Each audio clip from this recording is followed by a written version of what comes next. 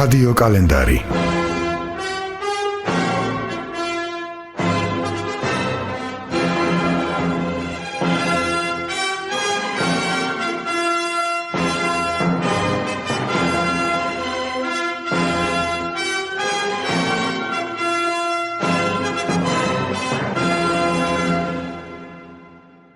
მოგესალმებით საქართველოს რადიო წარმოგიდგენთ გადაცემას რადიო კალენდარი. ილია თაუბერიძე გესაუბრებათ, ანა გეგენავა გახლავთ ჩვენი ხმის რეჟისორი.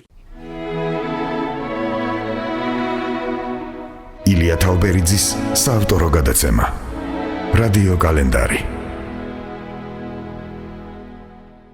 15 აპრილს ცნობილ ქართველ პოეტს გენო კალანდიას 85 წელი შეუსრულდებოდა. რამდენიმე თვის წინ გამომცემლობა ინტელექტმა გენო კალანდიას ჩანაწერები გამოსცა, წიგნს ჰქვია აფხაზური რვეულიდან. ეს დოკუმენტური ფილმი ქართულ-აფხაზურ ურთიერთობებზეა, ომამდელ სოხუმზე, მერე ომზე, მერე 27 სექტემბრის ტრაგედიაზე. ეს არის მისი დაუსრულებელი ჩანაწერები, რომლის კარგად წაკითხვა ძალიან მნიშვნელოვანია ჩვენს თავს დატეხილი იმ დიდი უბედურების გასააზრებლად, რომელიც 90-იანებში მოხდა და ჩვენი ქვეყნის ტერიტორიების ოკუპაციით დასრულდა. ძალიან რთულია ამ წიგნის ემოციების გარეშე წაკითხვა და იმის მიუხედავად, რომ იმ თაობის წარმომადგენელმა, რომელმაც ომის საშინელება გამოიარა, მაინც უამრავი რამ არ მცოდნია, ამით არის საინტერესო და მნიშვნელოვანი ეს წიგნი.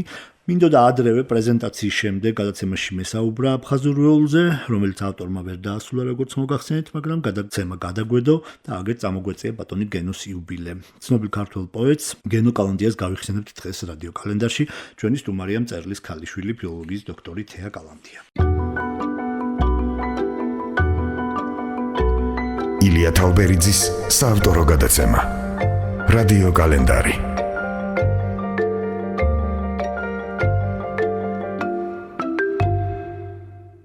მოგესალმებით თეა და მოგესალმებით. დიდი მადლობა მინდა გადაგიხადო რომ ხართ ჩვენთან ერთად. შესავალში თქვი რომ ჩვენი თაობა არის ომგამოვლილი თაობა. ჯერ აფხაზეთი, მერე სამოქალაქო დაპირისპირება, უმძიმესი წლები იყო, რომელიც ჩვენ სტუდენტობას უკავშირდება, მაგრამ მინდა გითხრათ რომ ბატონ გენოს ჩანაწერები რო წავიკითხე, ვიფიქრე რომ არაფერი არ მცოდნია ამ ომზე, არაფერი არ მცოდნია ამ კონფლიქტზე. რამდენი ტრაგიკული ბედის ადამიანური ისტორია გამოგჩენია, ვერ დავეწიეთ ამ მოვლენებს სამწუხაროდ, თუ რატო იყო ეს არ ვიცი, რატომ მოხდა ასე, ალბათ მისთვისაც ძნელი იქნებოდა ამის ფურცელზე გადატანა.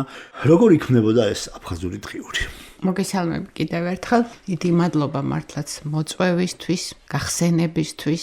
როგორ იქნებოდა? ეს კითხვა ერთი შეხედვით მარტივი კითხვაა და მე ვფიქრობ ამავდროულად რთული, იმიტომ რომ ჩანაწერებს მამა როგორც წესი არაკეთებდა და ბოლო რამდენიმე წლის მანძილზე გამომცემლობა ინტელექტის დაჟინებული თხოვნით ის პირობას ხშირად აძლევდა მათ, თუმცა იწყებდა და არასრულებდა. მინდა გითხრა რომ ეს ჩანაწერები გარდაცვალებამდე სულ ცოტა ხნით ადრე დაიწყო და ჩემთვის არ უთქვამს, მაგრამ ჩემი დისთვის უთქვამს, კიდევაც ერთ-ორჯერ ეს ვთქვი, რომ სულ ცოტა ხანი მინდა და დავასრულებ, მაგრამ მას არ დასცალდა, რომ დაესრულებინა. არაკეთებდა ჩანაწერებს განსხვავებით ჩემი შუათანაბიძისგან, რომელიც მუდმივად აკეთებდა ჩანაწერებს და ეს არის ახლა მისი ქალიშვილი მუშაობს მაგალითად მის არქივზე და არის შემაძრწუნებლად ბევრი. რენეს გულისხმობ. რატომ არაკეთებდა მამა? ბევრი შეიძლება მიზეზი დაასახელო, მაგრამ მე მაქვს ჩემი ახსნა. სულ რამდენიმე წლის შემდეგ აფხაზეთის მოვლენების შემდეგ, გულისხმობ 27 სექტემბრის შემდეგ ერთი ინტერვიუ აქვს, რომელიც ამას წინათ ვუსმენდი ამ ინტერვიუს ის ზის ხიბლში სასტუმროში, სადაც ის თავისი დევნილობის პირველი 15 წელი ცხოვრობდა და იქ ამბობს ესეთ ფრაზას, რამდენიმე წელი მე ვერ ვწერდი, ვერაფერს ვერ ვწერდი და სულ ახლა შევძელი რომ დავბრუნებოდი. მე ვფიქრობ რომ მას არ შეეძლო, უჭირდა და გაუსაძლისია ალბათ ის ტკივილი, რომელსაც ის ატარებდა, რომელსაც ჩვენი მამები ატარებდნენ, რომელსაც ის თაობა ატარებდა, იმიტომ რომ ისინი მართლაც, აი როგორც მამას აქ ერთი ფრაზა, ჭასავით ამოშრაო. ეს მათი ტკივილი ვერ ამოშრა, მაგრამ ამოშრა სურვილი, დაბრუნების, მონატრების, იმედის, დასრულებული არ არის რა საკვირველია. საკმაოდ მოცულობითია და ეხა იული წარმოსადგენია კიდევ რამდენი ამბავი არ ვიცით. რამდენი ამბავი არ გადმოვიდა, არ შევიდა ამ წიგნში. პირად საუბრებში ბევრი ისტორია ცხადია მე როგორც ოჯახის წევრმა და შვილმა ვიცოდი, მოსმენილი მაქვს და ეხლა შენთან როცა მოვდიოდი, იცი, ერთი ჯუმბერ ბეთაშვილზე აქვს თავი. და ამბობს რომ მაელი სენატორივით, მაგრამ მინდა ერთი უცნაური რამე მოგიყვე. ის ყვება რომ ავედიო მე-12 სართულზე და ჯუმბერმა გამოიტანაო რაღაცა და 26 სექტემბერია ასრულებს და ეს იყო ბოლო დღე, როცა მან მე სოხუმიდან დამირეკა.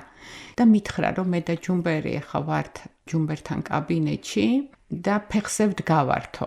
ჯუმბერს უთხარიო რომ მოდი ბიჭო ფეხზე ავდგეთო. იბომბებაო ქალაქიო და დამემშვიდობდნენ. ნუ გეშინია მითხრეს ყველაფერი კარგად იქნება, მაგრამ ჩვენ ყველაფრისთვის მზად ვარ. მეორე დღეს აიღეს ქალაქი. გამახსენდა, იცი, რაღაცა რამდენჯერ წავიკითხე, რამდენჯერ მუშაობდით ხო თითქოს ამ ტექსტზე და უცებ გამახსენდა, რომ დავიწყე ამ ტექსტს. ნეტა ეს 26 სექტემბერი იყო და შემდეგ ის მოხდა, რაც მოხდა. მეორე დღეს ჯუმბერი, როგორც მამა წერს, რომაელი სენატორივით ესე ჯაჭვის ბურკილებ დადებული ჩამოატარეს სოხუმის კი, ჩამოატარეს და დახვრიტეს, ხო. ეს წიგნი არის მისი საუკეთესო დღეების შესახებ. ის ამბობდა, რომ 18 წლის ვიყავი, როცა მამამ ერთი ჩემოდნით ჩამიყვანა სოხუმში და დამტყვა. მე და მამამ ერთად ვნახეთ სოხუმი. თითქმის 4 ათეულზე მეტი წელი ცხოვრობდა ამ ქალაქში. როგორც ის ამბობდა, ჩემი თავი მე თვითონ გავზარდე და გამზარდეს ამ ადამიანებმა. და ის ამბობდა, რომ ჩვენი ცხოვრების ბედნიერი ხანა იყო და იქიდან მოვიდა. კი, ნამდვილად. ყველაზე ბედნიერი ხანა იყო მისთვის ეს გოგოლის, კოღონიას, მაიაკოვსკის, შერვაშიძის ქუჩებს. ეს არის ყველა ის ქუჩა, სადაც ის ცხოვრობდა. 18 წლიდან მოყოლებული 93 წლის 27 სექტემბრამდე შერვაშიძის ცხრით დასრულდა ის გზა, რომელიც შემდეგ ჭუბერის უღელტეხილით გაგრძელდა. სანამ მივალთ კონკრეტულად ჭუბერის გადმოლახვის ძალიან მნიშვნელოვან ამბებს ყვება ბატონი გენომის მოგონებებში. მე მინდა მაინც სიუჟეტური კარგა ერთი მხრივ თუ ომის და მშვიდობის ამბებია, მეორე მხრივ არის ეს ხსოვნისა და იმედის ამბები, რომელიც ახლავს ამ 40 წელს. თქვენი ცხოვრება აი ხო ერთად მიდიოდა, აი შენ მინდა გაიხსენო აი ბავშვობა, აი სოხუმის მოსწავლეობის პერიოდი. გრძნობდი რა აი ამ სიყვარულის და აი ამ სილამაზის გარდა იყო აი ეს რაღაცა დაპირისპირების მომენტები. 78 წელს ალბათ ძალიან პატარა იყავი, მაგრამ 9 წლის ხო, როგორი გრძნობოდა ეს? მე თუნდაც 99 წლის ამბები. გარემო ბუნებრივია იყო ქართულ-აფხაზური გარემო, მეზობელი აფხაზი, მეგობრები აფხაზები, მამჩემის მეგობრები. მე ვგრძნობდი მუდმივად უდიდეს სიყვარულს და ცხადია, როცა ესეთი დღეები დგებოდა, იყო დასაფრული.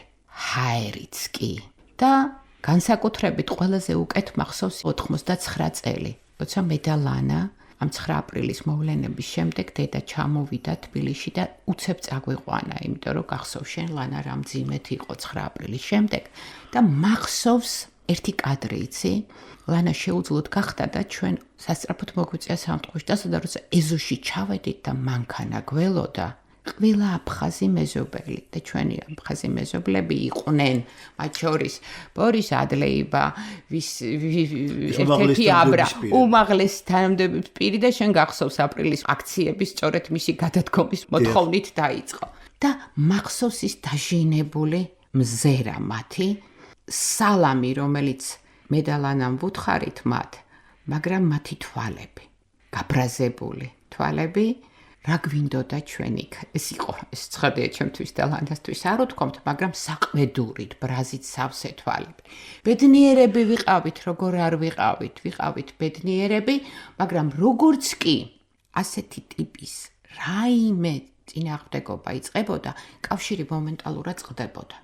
ერიდებოდნენ ერთმანეთს, სადარბაზოში, ეზოში, ერიდებოდნენ ერთმანეთს. მე არ ვიცი ეს მოფრთხილება იყო, რომ პირდაპირ ესეთი ღია არ ყოფილიყო ეს დატაკება, ხო შეტაკება, აგრესიული კამათი არ ყოფილიყო, მაგრამ მე მინდა გითხრა, რომ ჩვენ მართლა მათი მისამართით და იქიდან, იმათი მხრიდან, დიდი სიყვარულის მოფერების გარდა, მე მართლა ასე ხელშესახებად არაფერი არ მახსოვს.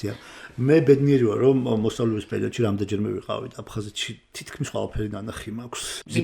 ტბიდან და ბზიფის ხეობიდან დაწყებული, ბიჭვინთის ჩათვლით, გაგარა ბიჭვინთის ჩათვლით და მართლა აი მე რაღაც ბავშვობის დაბეჭდილებები და თქვენ იმ თქვენი საცხოვრებელის დამკარგავი ადამიანები, ანუ რას განიცდიდა ბატონი გენო, ალბათ მართლა ძნელია წარმოსადგენთ, მაგრამ ამ წიგნში ეს კარგად ჩანს. ამას წინა თქვენ Facebook-ზე წავიკითხე პოსტი, თქვენ იპოვეთ ინტერნეტ სივრცეში ფოტო თქვენი სახლის და ამაზე წერდით. დღეს თუ გეკონტაქტებიან იქედან, ვთქვათ, გენოს მეგობრები, აი თუ იყო რაიმე გამოხმაურებები. ჩვენ არანაირი კონტაქტი არასდროს არ ქონია ჩემს ოჯახს. ეს ფოტო, რომელიც სოციალურ ქსელში გავრცელდა და შემდეგ ჩემმა მეზობელმა გამომიგზავნა და მან იცნო ეს ფანჯარა, სრულად ესე მოხდა.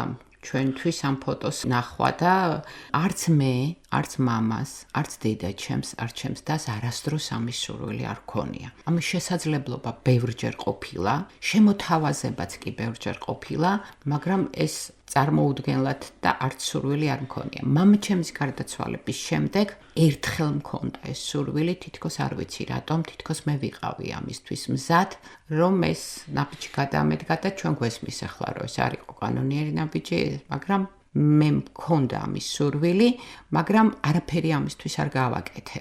მამას გარდაცვალების შემდეგ მე მივხვდი, რომ ამისთვის მზად ვიყავი. განსაკუთრებით წლამდე. არ ვიცი მე როგორ, რატომ, მაგრამ არა. კიდევ ერთხელ ვიმეორებ, ჩავიდოდი, იცი რა, არის ესეთი ივანე თარბა, რომელსაც დიდი როლი აქვს მამას. აღზრდა, ხო, გაზრდა. პატარა ბიჭი ჩავედი და მამა იყო ის ადამიანი, რომელიც ამაკს არ ივიწყებდა. მადლიერი ადამიანი იყო და აი ამ არაფრისგან, პატარ-პატარა ხელის წაკვრისგან, სიკეთისგან, დიდი დღესასწაულის მოწყობა შეეძლო და ამის დაფასება. და ამ პატარა უმნიშვნელო ამბებს აქცევდა ხოლმე ძალიან მნიშვნელოვან ამბებად. და ვანო თარბას აქვს ერთი ესეთი ლექსი. მე არ ვეწვევი სოხუმს უშენოდ, მე არ ვეწვევი უშენოდ სოხუმს. ქალაქში ცალად ვერ ვიწანწალებ. სულ მქონდა ეს ფრაზა, იცი? ვერ იწანწალებ იქ. უშენოდ, კრებითიც არის და კონკრეტულიც. ქალაქი ადამიანების გარეშე, ვიცი, ხარ იყო. ბატონ გენოს ცხოვრება, და მთელი მისი შემოქმედებაც არა მარტო ეს წიგნი, არამედ მისი პოეზია მთლიანად დაკავშირებულია აფხაზეთთან და ჩვენ წეგან ლაპარაკობდით სექტემბრის მოვლენებზე და თქვით, რომ ერთ-ერთმა ბოლომ დატოვა აფხაზეთი 27-ში.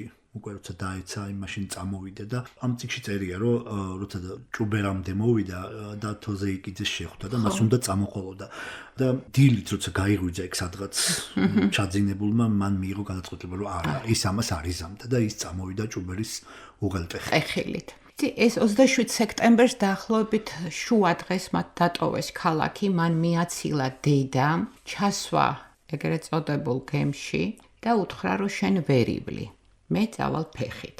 დედაჩემმა წამოიღო 4 გასაღები, თითოეულ 4 ოჯახის წევრი ვიყავით, ბინის ორდერი რა სჭირდებოდა ვერ გეტყვი და ამას პირველად ყვები, მაგრამ შენ ახლა როგორც ჩვენი სიყრმის მეგობრს, ყავის საფქვავი. ამ ჩანთაში გონდა გადაკიდებული, ესე ვთქვათ, ეს ჩანთა ყავის საფქვავი, რომელიც ალბათ არ ვიცი. ჯუმბერ ბეთაშვილის მეუღლე ნელი ბეთაშვილი, დედაჩემი, სწორედ ამ გემით უნდა წამოსულიყვნენ. როგორც კი მამა მათ დაშორდა, ეს ორი ქალი ჩამოვიდა ამ გემიდან და კიდევ 3 დღე 30 სექტემბრამდე იქვე ერთ-ერთ ოჯახში იმალებოდნენ. ეს გენომ არც იცოდა. არა. რატომ? იმიტომ რომ ქალბატონი ნელი ელოდა ჯუმბერს და კიდე იყო მათი მეგობარი მესამე მალვინა ბერიძე, რომელიც შვილს და მეუღლეს ეძებდა. და შემდეგ ვისთანაც გაჩერდნენ ისინი, იმ კაცმაც დატოვა უკვე თავის საცხოვრებელი სახლი და ამ ქალებს უთხრა, რომ ძალიან გთხოვთ, იქნებ თქვენც წახვიდეთ და სწორედ იმ უკანასკნელ გემზე აღმოჩნდნენ ისინი, რომელიც შემდეგ ძალიან მძიმედ დაიბომბა. მამა წამოვიდა ჭუბერით და ჩვენ მე და ლანამ გახსოვ შენ იმელის შენობაში იყო მაშინ პარლამენტი და დღის 5 საათზე, როდესაც მაშინდელმა მთავრობის ერთ-ერთმა ხელმძღვანელმა ირინა სარიშვილმა გამოაცხადა, რომ სოხუმი აიღეს, ჩვენ ვიყავით რესპუბლიკურ საავადმყოფოში ჩვენი დეიდაშვილი, რომელიც იბრძოდა ფეხი მოკვეთეს და ვინახულეთ ირაკლი გიგინეიშვილი და იქიდან მოვედით სულხან საბაზე და სწორედ აი ჩვენს ცნობილ სტუდენტობის სახლში ტელევიზორში მოვისმენთ და მე და ლანა აი ესე არ ვიცი როგორ, აი ეს პირდაპირ კარის სადარბაზოსი გავაღეთ და წამოვედით იმელის შენობისკენ და გითხრა, რომ ზუსტად ესე ყველა ქუჩიდან დაწმინდიდან, ქვემოდან, ზემოდან ადამიანები მოდიოდნენ და ჩვენ შევგროვდით იმელის შენობასთან და იყო ესე ცნობილი ჟურნალისტი მაშინ ნანა ზღონღაძე გახსოვს შენ ცხადია და ქალბატონი ნანა და კიდევ რამდენიმე ცნობილი ადამიანი მახსოვს გიგა იყო ლორდ-კიფანიძე მაშინდელი ასე ვთქვათ იმიტომ რომ შენ დეპუტატებიც იყვნენ და ვეკითხებოდით ყველა ეკითხებოდა ესე და მე და ლანამ ვკითხეთ და მათ მიპასუხა რასტრილალი მითხრა რასტრილალი და ჩვენ ესე წამოვედით იცი რომ ჩვენ ვეგონა რომ ეს ყველაფერი 17 დღის შემდეგ დარეკა ტელეფონმა და მე ავიღე ტელეფონი და მამას ხმა თეა ცოცხალი ვარ მითხრა და მე რო ხმა გავიგე მეგონა რომ დიალოგი მამამ აღმოჩნდა რომ შენ უკეთ გეცოდინება რაღაც რადიო ტალღებით იყო ის მისი ხმა ისმოდა მაგრამ ჩემი ხმა მე რაღაც პაუზის შემდეგ მიდიოდა ცოცხალი ვარ დამშვიდდით მითხრა დამშვიდდით ეს ორი სიტყვა მითხრა ცოცხალი ვარ ჩამოვალ 17 დღე ჩვენ არ ვიცოდით ეს რომ ის საშუალებები არ იყო გესმის ყოველ შემთხვევაში რასაკვირველია გვეუბნებოდნენ ცოცხალია ეს ის მაგრამ არ ვიცოდი და მე ვარ ამაყი ამით ეხლა მით უმეტეს მე ვარ ამაყი ამით რომ ის არ წამოვიდა სანამ ბოლო დევნილი და მათთან ერთად გაიარა ეს ბოლომდე ნამდვილად იმ თავისი ცნობილი შემდეგ უბოკრულის პიჯაკით რომლითაც ის ძალიან ამაყობდა რომ ამ პიჯაკით გამოვიარე ჭუბერი და მე სულ ეცვა ნამდვილად საამაყო არის ეს ჩვენთვის ძალიან მის პოეზიასაც შევეხოთ რომელიც ასევე დაკავშირებულია სამშობლოსთან აფხაზეთთან პატრიოტულ თემატიკასთან იგი წერს რომ პაოლოიაშვილის ორდენის სვარო და ძალიან უყვარდა ეს ცისფერყანწელები და ძალიან უყვარდა ის ახალგაზრდა ტრაგიკულად დაღუპული პოეტები ლადო ასათიანი მირზა გელოვანი და რა სიმბოლურია არც ვიცოდი რომ დევნილობის გზაზე შემდგარს ერთი ღამე იმ ბინაში გაუთევია სადაც ლადო ასათიანი გარდაიცვალა მისი ლექსები მისი პოეზია როგორი იყო მერე აი აფხაზეთიდან წამოსვლისა და ამ დევნილობის წლებში. იცი რა, მამამ მიცოდა ხოლმე თქვა, არ კითხულობ შენ, არ მოგწონვარ მე როგორც პოეტი. სინამდვილეში რასაკვირველია, ვკითხულობდით, ბევრი ლექსი არა, თითქმის ყველაფერი სეპირად ვიცი, მაგრამ ეს არის სხვადასხვა პოეტი, სხვადასხვა ეტაპია მის ცხოვრებაში და მუდმივად არის წინასწარმეტყველურიც ამავდროულად, იცი, აი გაზაფხულია ეხლა და ჩქარატოროლასავით გაზაფხულზე მოვკვდები მარტივით ამიჩანყდები არის მისი პოეზია ომამდელი წინასწარმეტყველური და ომის შემდგომი რომელსაც ის გვიან მიუბრუნდა როგორც თვითონ ამბობს სხვა ადამიანია ბრძენი ტკივილებით ტრამვებით დიდი გამოცდილებით უდიდესი გამოცდილებით იცი ადამიანის დიდი სიყვარულით აი ეს კაცთმოყვარე, რასაც ქვია საუკეთესო ნიშნით, კაცთმოყვარეა, როცა გიყვარს ადამიანი, ხო? ეს დიდი სიყვარული, რომელსაც ის ატარებდა სამშობლოს, ადამიანის, მშობლების, ოჯახის მიმართ, სიტყვის პოეზიის მიმართ იყო. განსხვავებული პოეტია, განსხვავებული ემოციის მატარებელია და შეუძლებელია ესე არც იყოს ალბათ, მაგრამ უდიდესი გამოცდილება, რომელიც მან მიიღო და განსაკუთრებით ეს სიცოცხლის ბოლო დღეებში ეტყობოდა. ის ნამდვილი ზღაპრის ბრძენი, ესეთი თეთრი ლამაზი კაცი, ესე ვთქვათ, რომელიც აი ვეკითხებოდი, მამა რაზე ფიქრობ? მამა რაზე ფიქრობ? სულ იმიტომ რომ ეს თვალები, საოცრად ლამაზ თვალი, მაგრამ ჩანდა რომ ბევრს ფიქრობდა. ბევრ ამას ამბობდა, ამაზე ვფიქრობ, როგორ ეს ერთი ფრაზა იყო, აი ჩემ მშობლებზე ვფიქრობ თეა მითხრა როგორი გენიალური მშობლები მყავდა კიდევ ერთხელ გავიმეორებ ყოველგვარი თავმდაბლობის გარეშე პრეზენტაციაზეც ეს გამახსენდა იცი მე არ ვიყავი პრეზენტაციაზე მზად როგორი გენიალური მამა მყავდა ძალიან კარგია რომ გაიხსენე მისი მშობლები და შამგონაში ზუგდიდში დაიბადა ალბათ უნდა მაინც ვახსენოთ მისი ფესვები ძირი საიდან მოდის მისი ოჯახური გარემო იცი რა შამგონაში დაიბადა მამა როცა დევნილი გახდა, ამბობდა, დევნილობამდეც ამბობდა, რომ მამა ჩემსაც ესეთი ბედი ჰქონდაო. თითქოს ამარტივებდა, შამგონაში დაიბადა, მაგრამ შემდეგ ისინი დასახლდნენ ზუგდიდში, ქუთაისის ქუჩა ნომერი 62. სადაც ეს უკვე გაიზარდა, მისი ძმები იქ გაჩნდნენ, რენე და ზაური და ეს ქუჩა, რომელიც დღემდე სამწუხაროდ არ არის, მაგრამ აი იმედი მაქვს, რომ როდისმე იქნება ძმები კალანდიების ქუჩა, იმიტომ რომ ნამდვილად როგორი პოეტები არიან, როგორ მამაც ამბობდა ამას, როგორი პოეტები ვიქნებით ამას მომავალი შეგვაფასებს, მაგრამ სამი პოეტი ერთ ოჯახში, სამი მწერალი სიტყვის მსახური. ეს სახლი არის ეხლაც, ერთი სახლი დაიწვა, მაგრამ დარჩა მეორე ნაწილი, ბიბლიოთეკა, რასაც ვეძახდით, სადაც რენე გარდაიცვალა და ეს სახლი, რომელიც ალბათ მოვად, რომ იქნება რაღაცა ტიპის ადგილი. სადაც იმ ხარის ახალგაზრდები მოიყრიან თავს, გავხსნით ამ ჭიშკარს და ეს საოცარი ბიჭები, ესე ვიტყოდი მე, ბიჭები ქუთაისის ქუჩიდან კიდევ ვიტყვიან თავის სათქმელს იმ ადგილიდან, იმ ქუჩიდან, ქუთაისის ქუჩის 62 ნომრიდან. ძალიან მნიშვნელოვანი იქნება.